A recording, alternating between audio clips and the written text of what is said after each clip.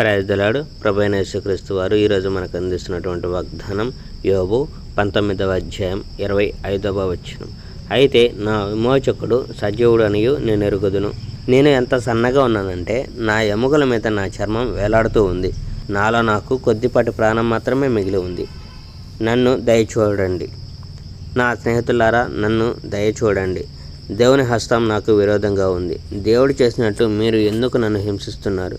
నన్ను బాధించి మీరెందుకు ఎన్నడూ తృప్తి చెందడం లేదు?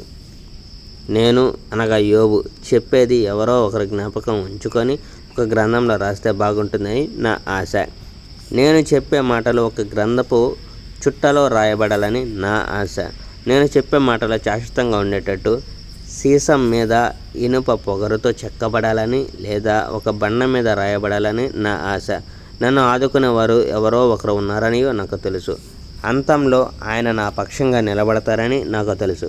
నేను ఈ శరీరం విడిచిపెట్టిన తరువాత, నా చర్మం పాడైపోయిన తర్వాత కూడా నేను దేవుణ్ణి చూస్తానని నాకు తెలుసు. నా సొంత కళ్ళతో నేను దేవుణ్ణి చూస్తాను, సాక్షాత్తు దేవుణ్ణి, ఇంకెవరిని కాదు. నాలో నా హృదయం బలహీనం అవుతుంది.